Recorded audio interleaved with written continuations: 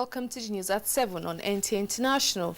Reaching you live from Abuja, I am Habiba Oladipo. We begin with a look at the headlines.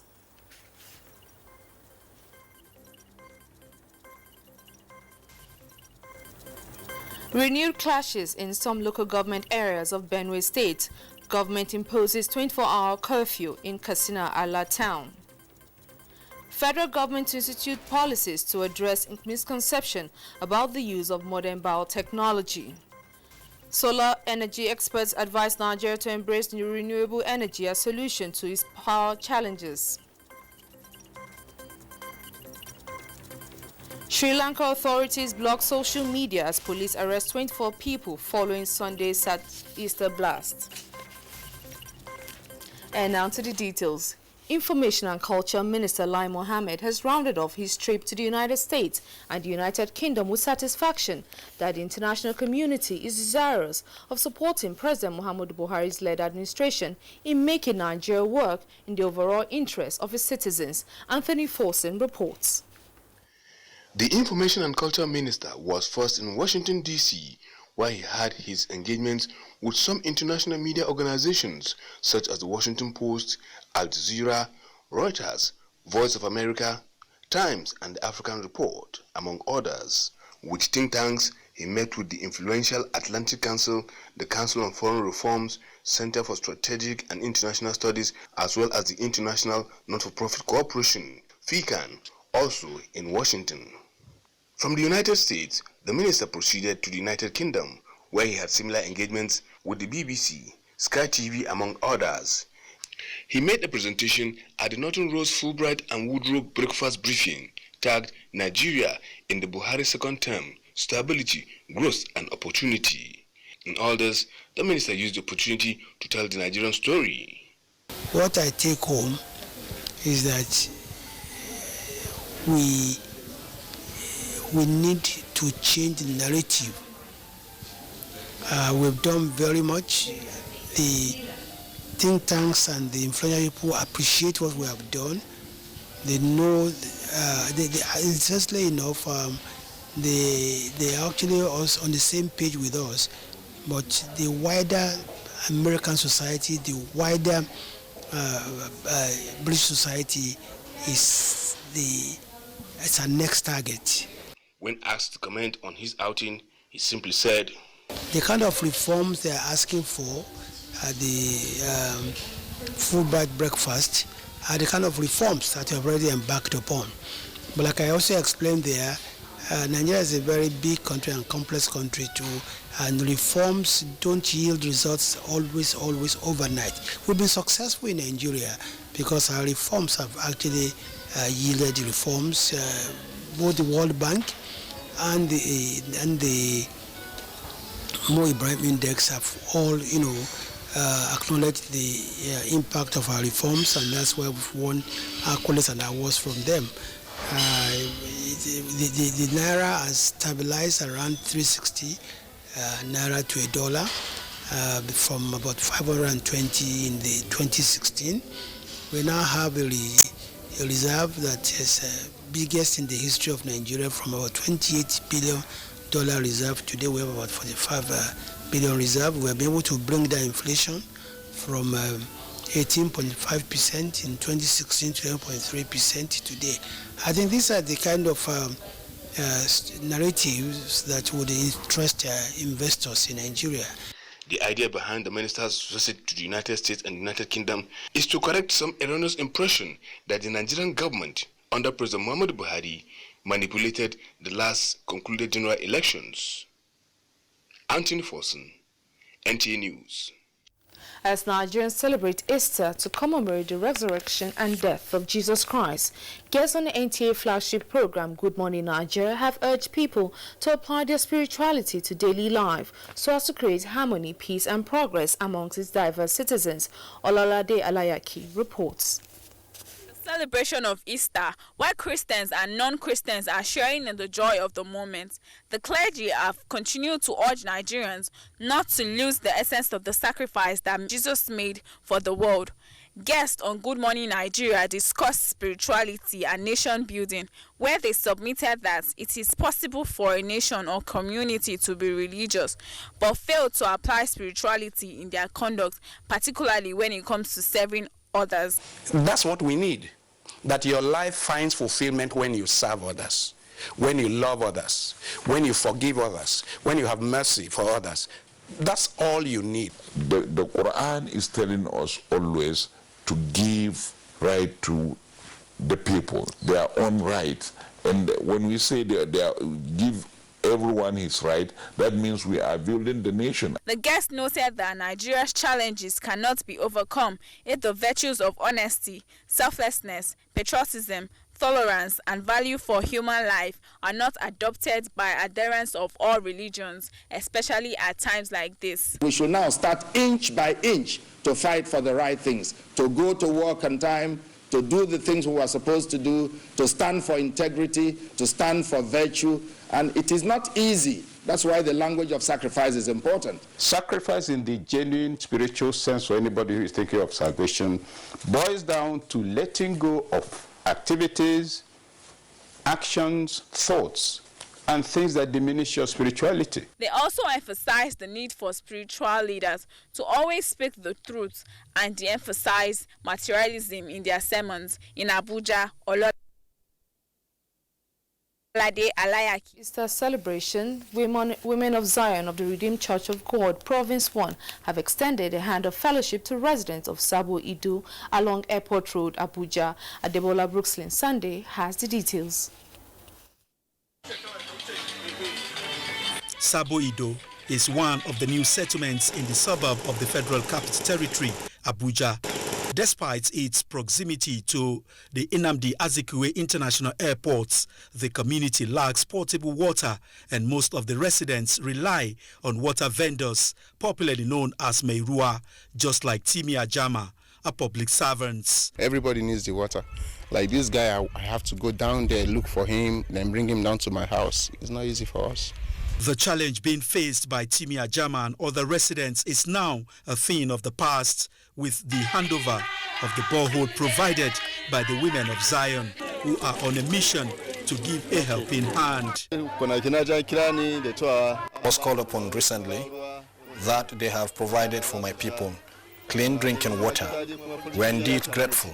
It be a source of relief, because being in a place where there is no water is just like, it's like living in a dead town. So it's not for Christians, it's not for Muslims, it's for all. Jesus came for the whole world. With God, all things are possible. So with God helped us, it was easy. This water from the fountain of living waters, from Jesus himself, we begin to flush out all diseases, infirmities, infections that they have here before. The outreach, which also featured evangelism, exhortation, basic medical checkup, was to extend the love of Christ to the residents, which is the reason for the season. They are giving us for free of charge. Sometimes my BP, my mind will just be doing ping, will just be going up. So when I came now, they say my BP is high, and I really believe it. The outreach is one of the programs of the Women of Zion to propagate the gospel. Adebola Brookslyn Sunday, NTA News. Public-spirited Nigerians have been urged to always remember the less privileged in the society by assisting them materially and financially beyond the festive period. The Deputy Governor-elect Ogun State, Noyimot Salako Oyedele, gave the advice while celebrating Easter with some less privileged homes in Abeokuta. Hakeem Jimo's report is here presented. The visit of the Deputy Governor-elect to less privileged homes in Abeokuta on Easter Monday is to identify and celebrate with them, while extending love as others share in the joy of the season. Accompanied by Mrs. Bamidele Abiodun, wife of the governor-elect, the incoming Deputy Governor Noimot Salako Oyedele donated foodstuffs, beverages and toiletries to lepers colony at Iberekodo and the Gideon Orphanage, Ashero, Abeokuta. The Deputy Governor-elect reassured the less privileged and those with special needs in the state of adequate care and support under the APC-led administration of Prince Dakpo Abiodun. Oh, I think well-meaning Nigerians should join this spirit at celebration times, festival times, and even all year round. Let's look out for each other. Let's make sure that nobody feels left behind. Beneficiaries are full of gratitude for the donation and for remembering them as parts of the society. Nigerians should focus on love. We should focus more on loving nature. And security matters following the renewed joint military offensive in northern Borno, the Boko Haram terrorist group is being restricted to the island of the Lake Chad. The Chief of Army Staff, Lieutenant General Tukur Buratai, said this while on Easter, an operational visit to troops fighting the Boko Haram terrorists in northern Borno. Defense correspondent Ismail Musa reports that Lieutenant General Buratai was represented by the Chief of Training and Operations, Major General Lamidi Adeosun. These are Chadian troops, Sector 2 of the Multinational Joint Task Force, MNJTF. Alongside their Nigerian counterpart, Sector 3, the Tactical Mobile Fighting Formation recently killed 39 Boko Haram terrorists in Cross-Kawa, northern Borno, and liberated people abducted, mostly women and children. With the joint effort of Multinational Joint Task Force and national operations of all the countries involved, you discover that Boko Haram is now lurking mostly around the borders, especially in the dangerous and inaccessible areas of the Tumbus, the islands. And the best way to undo this is to have concentration of forces. This is the Easter festive period, and the Chief of Army Staff, Lieutenant General Tukur Buratai, is here to felicitate with troops in the front line, commend their effective collaboration with the Chadian troops and efforts in keeping the terrorists at bay. Addressing special forces in Cross-Kawa Headquarters Sector 2 and troops of the 142 Battalion Mungunu, Lieutenant General Buratai charged them to sustain the current offensive posture. We must never, ever allow the reverse to be the case again. Now we are on the offensive. We should never be withdrawn back to defensive. The Chief of Army Staff, Nigeria as a whole, appreciate you, and they are doing all possible to liaise with the political leadership to make sure the requirements we are lacking are provided. He also visited the sick and wounded at the Sector 3 Medical Services, Mungunu. The Multinational Joint Task Force, MNJTF, with headquarters in N'Djamena, Chad, is a combination of mostly troops from the Lake Chad Basin member nations from Kuka local government area of Borno State. Ismail Musa, NTA News. And staying with security matters, following credible intelligence, troops of Operation Harbin Kunama 3 have attacked and killed 6 bandits in Ankara local government area of Zamfara state. A statement by the acting Army Public Relations Officer, Colonel Sagir Musa, said several arms and motorcycles were recovered during clearance operations.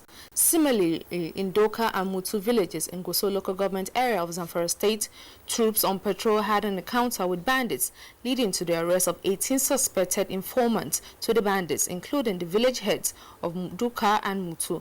The Force Commander, Major General Hakim Oladapo Okiti, reiterated the resolve of troops to tackle banditry and any form of criminality in Zamfara, Kebbi, Katsina, and Sokoto states.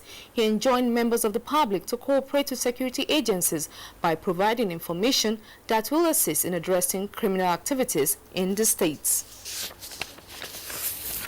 The Benue State Acting Governor, Benson Abonu, has directed the imposition of 24-hour curfew on Katsina Ala town. This followed the renewed clash between communities in Shitile and Ikura Tiv in the local government area. In the other. And this is how it started, like joke, but has now degenerated to a situation whereby we are even having some influx of them into Katsina Ala town. We have imposed 24-hour curfew. We will be monitoring this until tomorrow or so, and if the situation demands, then we will relax the curfew.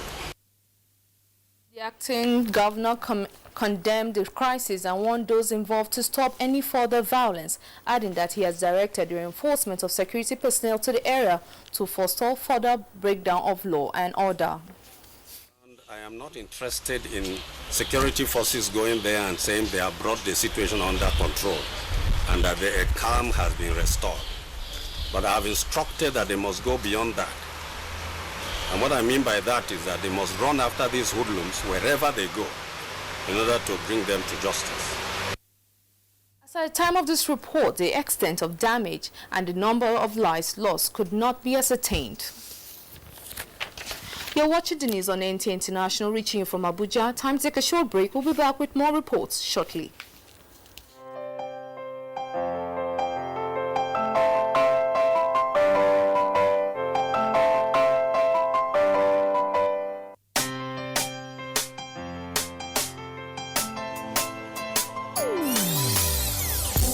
Hear the call of change. Stand up, Nigeria. Change is here and it's going to stay. Change begins with you. Oh yeah, make we go. Go to so let the change begin from within. Look at you, Ogerola. Change begins with you and me. Change begins with me. Change begins with me. Change begins with me. This message is brought to you by the Federal Ministry of Information and Culture. NTA International News. Africa as it is. Many thanks for being there. Federal Controller of Works in Lagos State, Adedamola Kuti, has reaffirmed the position of the Federal Ministry of Power, Works and Housing that the third mainland bridge is safe for use by the motoring public. Dotun Oguyemi has the details. This widely circulated video on social media shows a shaking expansion joint on the third mainland bridge. However, the concern raised on the integrity of the bridge has been laid to rest by the Ministry of Power, Works and Housing, declaring that the bridge is safe. Officials of the ministry say they are working to make the replacement of the joint soon.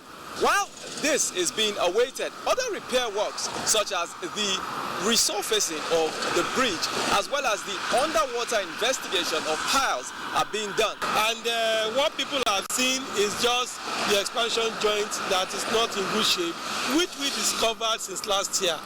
And the displacement is just about 1 cm, and we are going to do that. It's part of our work. Members of the Nigerian Institute of Civil Engineers also came on an assessment of the spot and called for regular maintenance on all public infrastructure. In 2008, they had done about 4. He told us in 2012 we had done about 8 of them.